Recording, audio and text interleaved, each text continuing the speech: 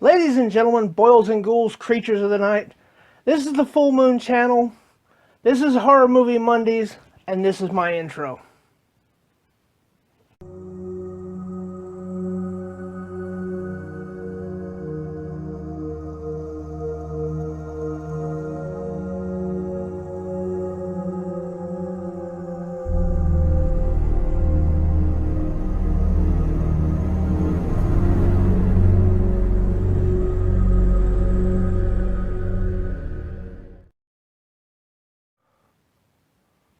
Hi folks, welcome back to the channel. So this is another episode of Franchise Wars. This is part 6. This is where the rubber meets the road. Well, it's where the shit hits the fan too. So yeah, let's go ahead and rank all 4 of these part 6s from the top 4 franchises. And let's start with number 4.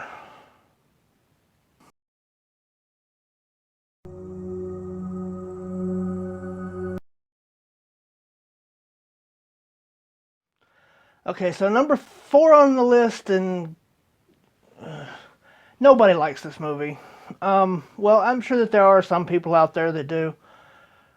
But for the most part, this movie is probably the most despised of many of the movies out there.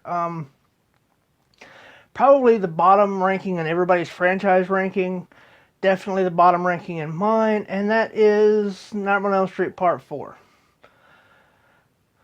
So, positives. Freddy has 2 good lines in the movie.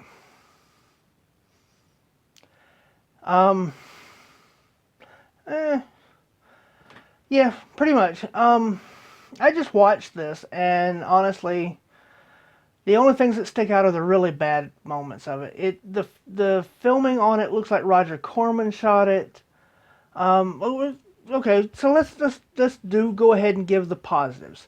The flashback sequences, where we see Freddy as a kid, we see Freddy as a teenager, we see Freddy in his life outside of his rampaging and murder spree. I like those. I think they're well acted. I think they're well done.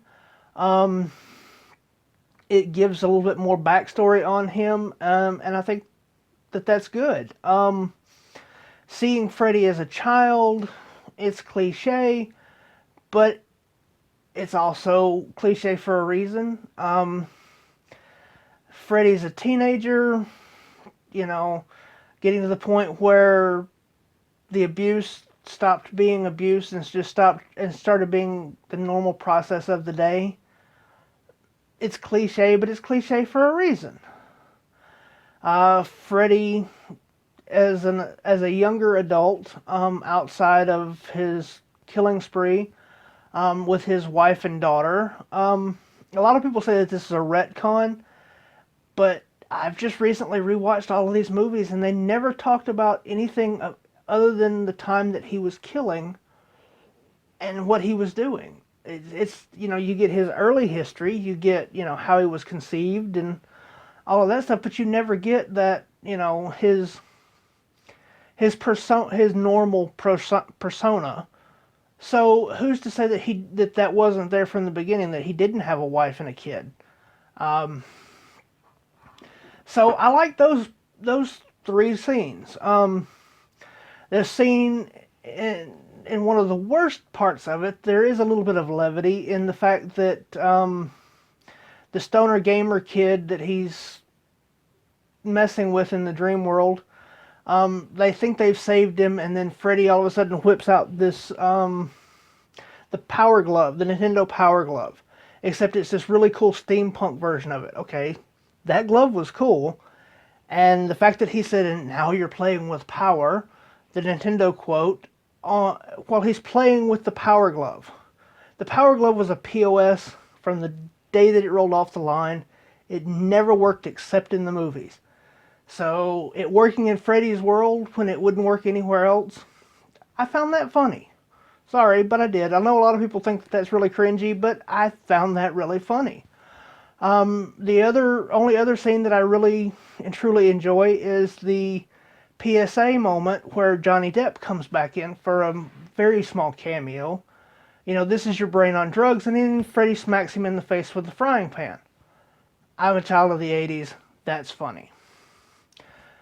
And everything else in this movie is absolute garbage.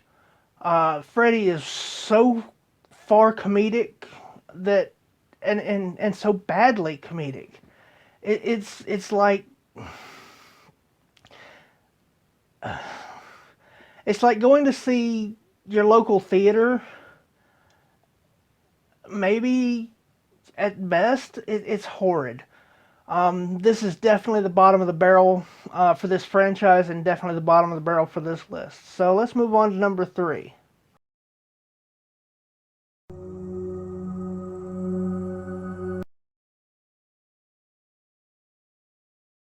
Okay, so number 3 on the list is Halloween 6. Okay, so let's start off with the fact that there's 3 different official versions of this, plus countless unofficial versions of this movie. So you start off with the original theatrical version, which was pretty watered down and nonsensical. Then you take the one that was released for home media, the director's cut of it, which went back and added some of the gore and some of the things that were cut out for the theatrical version of it. It's unrated, it's the usual stuff. And then you, of course, have the producer's cut, which is the much longer version that they chopped up and edited and then reshot certain scenes for. It's really hard, in a way it's hard to rank this, because I'll give the director's cut of it 3, third position, and then 3B, a little bit higher, but not quite. Number 2 I'll give to the producer's cut. It makes more sense, it's a better version of it. But none of the versions of it are good. They took out Danielle Harris, which, honestly, the movie's such a cluster. The movie's such a train wreck that her not having it on her resume is not going to hurt her. I like her. I didn't hate the actress that came in to play the Jamie character. They kill her off. She's the mother of Michael's child. She's also Michael's niece, so there's that. The whole plot makes no sense in a lot of ways. The whole Thorn thing makes no sense in this one. Yeah, this one's a train wreck, no matter which version you watch of it. It's bad, but it's not Freddy's Dead bad, so there's that. Just kind of an interesting trivia note. Director Wynn in this, and Sam Loomis in this. Of course, we all know that the Dr. Samuel Loomis was based on the Sam Loomis character from Psycho. Interesting point. The actor who plays the director was on a soap opera back in the late 60s into the early 70s called Dark Shadows. On that show, and I've mentioned this before, but on that show was a character on there whose name was Willie Loomis, and they got the Loomis for his name is a direct reference to Psycho. It's just an interesting trivia point, and probably the best part of this movie is realizing that those two characters, even though it's not the same actor who played Willie who plays the director, but yeah, okay, that's the best I got for this one. This one's crap.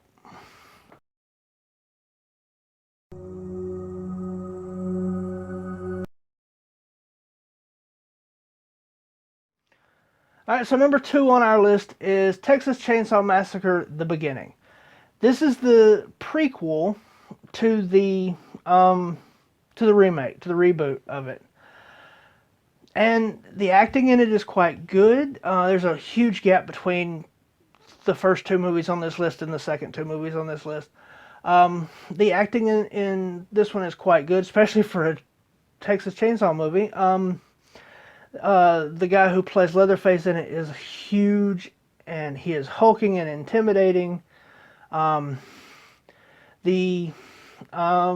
characters for the kids characters in it are all well acted. They're well written. They have enough story. They're fleshed out enough. But this movie really isn't necessarily about them. They're just lambs to the slaughter in this, and it's really, they give you enough backstory to it that they're not super one-dimensional paper characters. But this movie is about the family. This is about the core family and the extended family. Honestly, if you don't really want to know all the stuff about the family, just skip this one and watch the remake. I would rank this one pretty much right behind the remake as far as quality goes. But I enjoy the remake more. Arlie Ermy is wonderful in this. Jordana Brewster is pretty good as the final girl. She's not great, but she's not bad. This movie does suffer from the era when it was released. This movie came out in 2006, and that was in the middle of the Saw franchise and the Hostel franchise, and turning the gore level up. So this movie makes a lot of excuses to put gore in it, and while I enjoy that, it also kind of feels forced in places. Doesn't feel quite as organic as the remake did. So I kind of knock it for that, but it's a really good movie. I really do enjoy it. Like I said, it's fun, it's enjoyable, it's dark, it's gritty. It gives you all kinds of backstory on the family. This one takes place 4 or 5 years before the remake does. So you get introduced to a couple of characters in the beginning of it. You find out how Hoyt became the sheriff. You find out how the uncle, when you first see Uncle Monty, he has legs. A lot of people say, well, they're just going to cut him off in this. There's 4 or 5 years in between these two. He could have lost his legs somewhere else. They didn't have to show that. So that's not really something that they're going to have to do. Except for the fact that you kind of do, because of they've got to work in as much gore as they can. The tea lady from the last one, is brought into this one, so you see that she is family, even though you saw it in the last one, you knew it.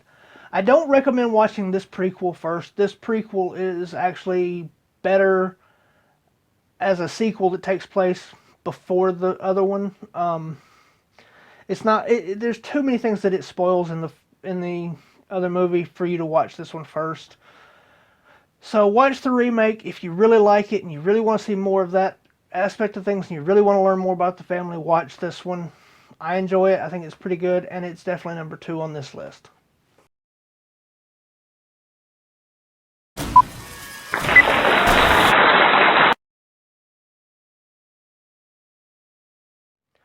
Alright, so number 1 on the list is Friday the 13th Part 6. This is one of my favorite entries in the Friday the 13th franchise.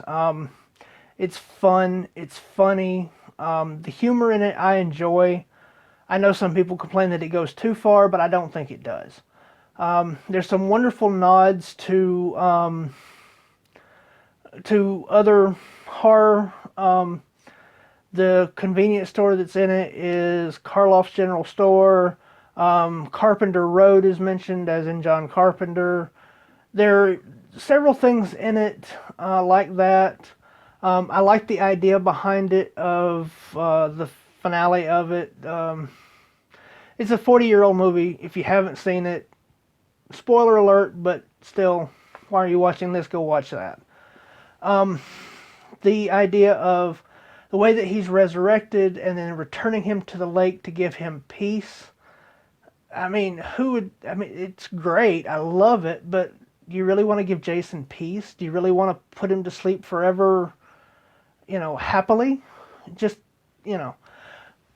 But I love that. It's dumb, but it's fun. This movie is, as far as the gore goes, is turned down. But you don't notice it as much in this as you do in some of the other ones, especially the next one on the list. You don't really notice it because the way that the kills are done. Jason is hulking. I love the look that they went for with him. The partially decomposed, resurrected is a reference to Frankenstein. The way that they bring him back with the electricity.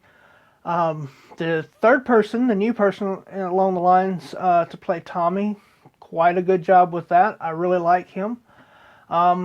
If I have to boil it down, he's probably my favorite Tommy. But, you know, of course he was in the Return of the Living Dead movies too, and does a great job in those, even though I'm not really a fan of those movies. I think he does good in them. You can see that he's actually quite a good actor. The guy that plays the sheriff is a lot of fun. Completely bloodless kill, but the sheriff's kill in this is absolutely one of my favorites in the entire franchise. If you've not seen, check out Crystal Lake Memories, and then there's the shorter version of it too. His name was Jason, and it explains how they did it. But basically, the sheriff is laying flat on the ground, and do it this way.